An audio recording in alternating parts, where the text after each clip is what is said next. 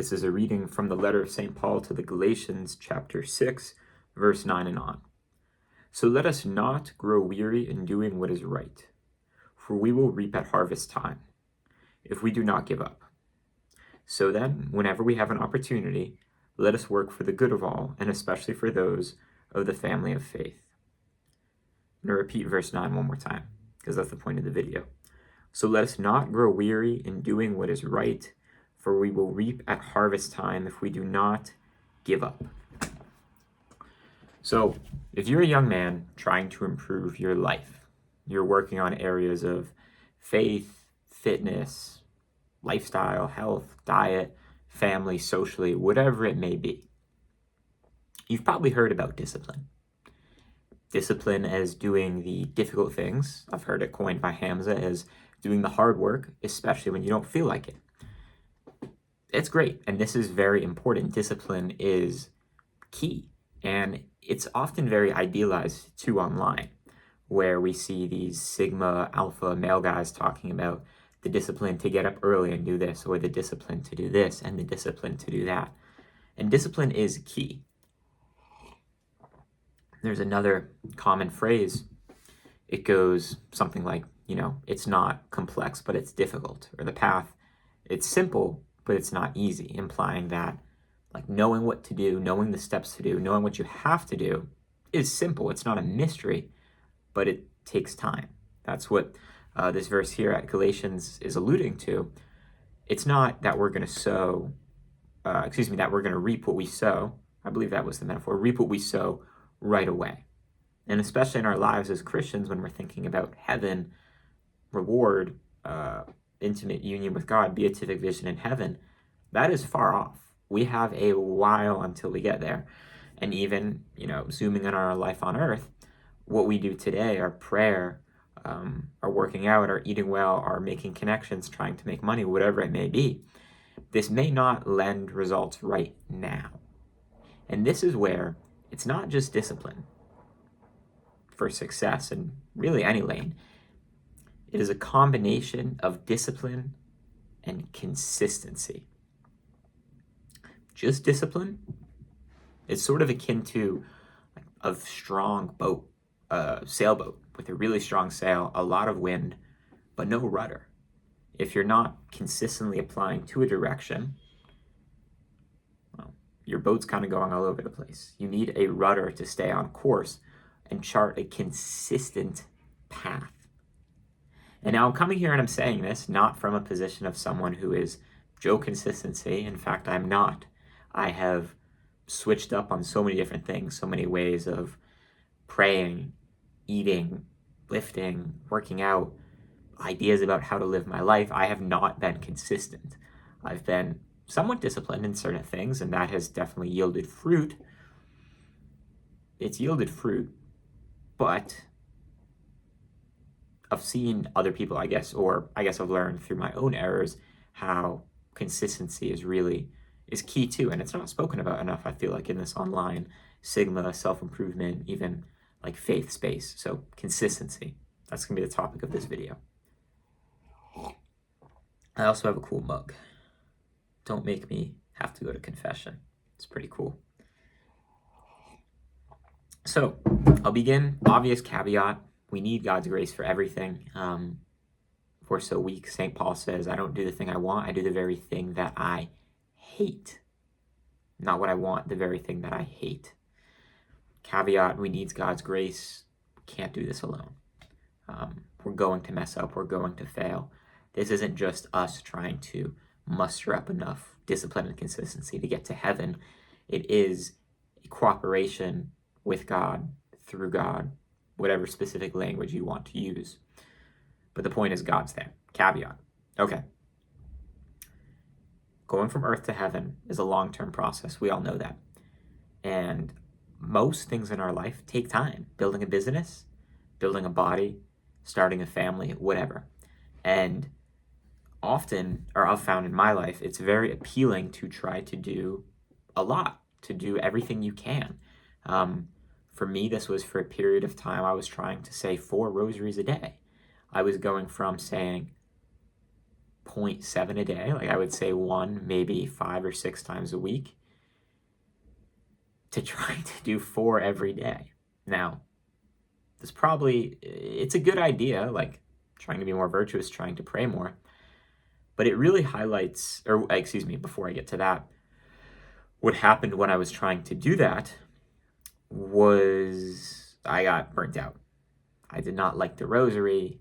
It took up a lot of my time. It took away from other prayer time, social life, family stuff. It wasn't all that great. It wasn't what I thought it to be. Yes, it was challenging. Yes, it was probably a good thing to do.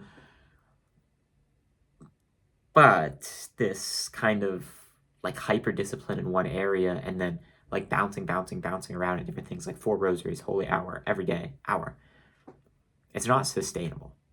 And this kind of cringes me when I hear that term, sustainable. And like, I remember having a conversation with a friend who was saying, like, oh, I want to make sure I'm working out in a routine that is sustainable and something I can maintain throughout the rest of my life. And I turned to this friend and I was like, I think that's stupid. Like, we have more time now. This is the most amount of time we have when we're young. We should be expecting ourselves to do more now than we are when we have kids. There's probably no clear right answer there, depending on what you view as a sustainable routine or how much you're trying to maximize your time. But there is sort of this analogy to pull out from this, the common story of the rabbit and the hare. The rabbit sprints and then walks the race, and the hare jogs along the whole time, eventually catching up and beating the rabbit. And again, we must view long term, like viewing short term, immediate gratification, instant, what can I do to change to get better right now? What's the hack? What's the little thing? It's not going to yield all that many fruitful results. And further, if we're hardworking and we're disciplined willy-nilly in all directions, we're not making as much progress as we could in one direction.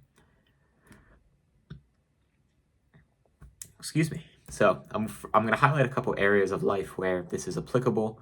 Firstly, prayer. So with prayer, more prayer is pretty much always good. Always better? It could be getting into lens of scrupulosity, but pretty much it's always good.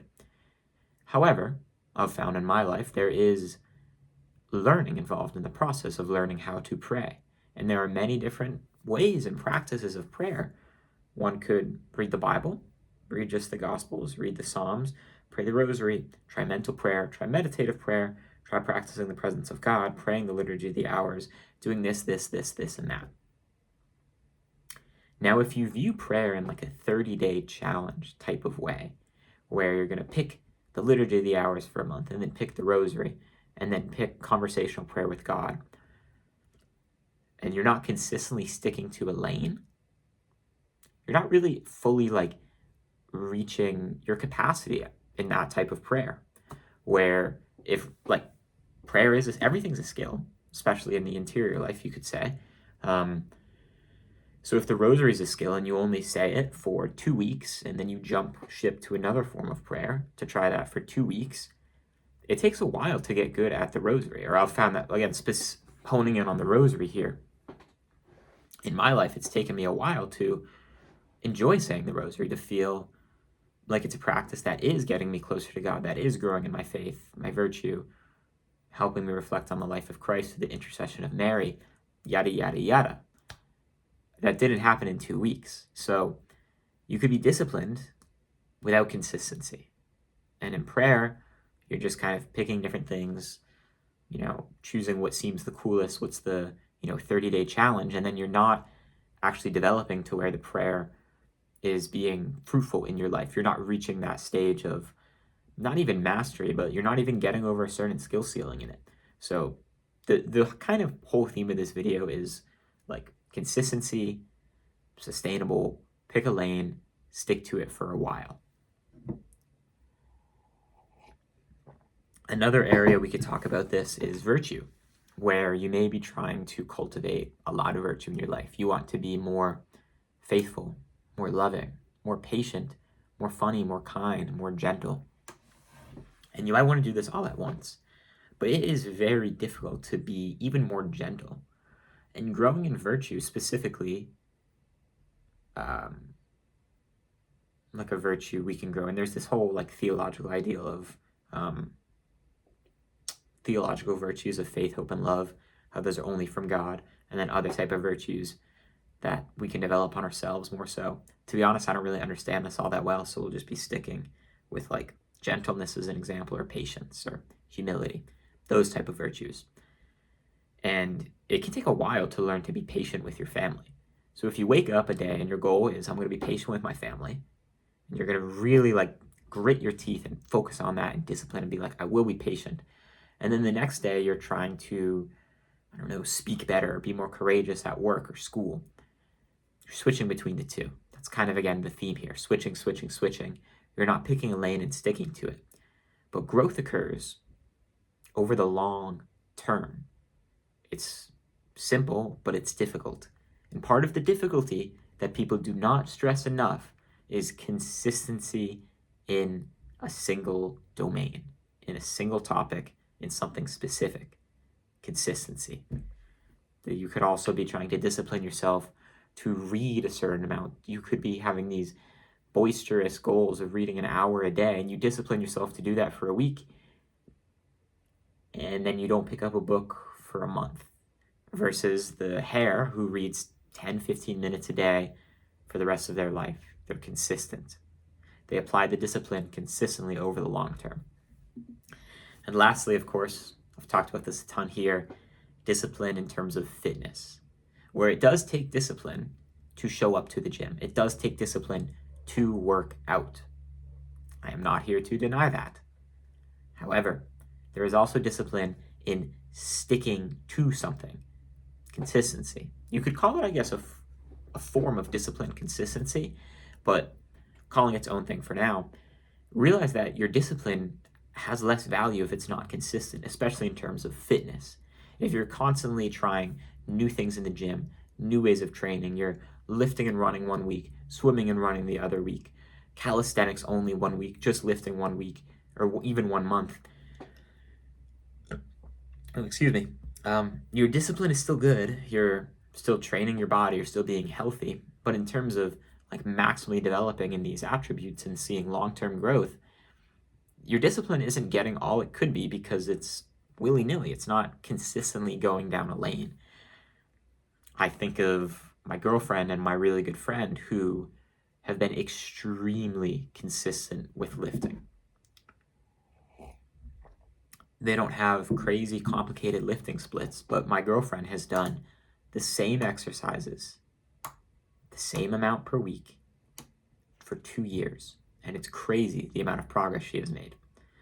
Versus me, I can't say I've stuck into something for, and I say this again humbly, like this is terrible to say. I don't think I've stuck to a lifting split for longer than 4 months since I was 18. I'm 22. It's really humiliating to say that, I'm going to be honest. And I've made progress. Yeah, but definitely not as much as I know I can. So this is probably the best example I can think of being disciplined to go to the gym, being disciplined to show up, working hard, but not consistently in a lane.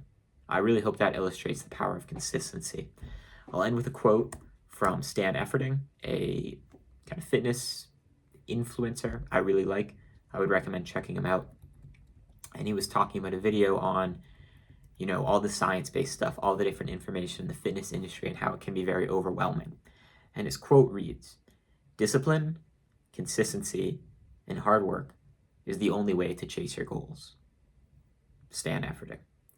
So whether it be your faith, your habits of prayer, your social life, how you're trying to meet more people, whether it be your studying, your study habits, your eating habits, and especially, again, fitness.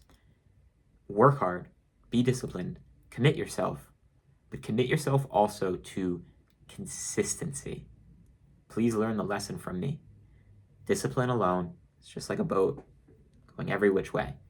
Discipline plus consistency adds a rudder to the boat so you can chart a course and make more progress in one direction and more progress down the line and path we should all be walking with God to heaven. Discipline alone is not enough. Try, consistency. Thank you for watching. I hope this was worth your time, and God bless.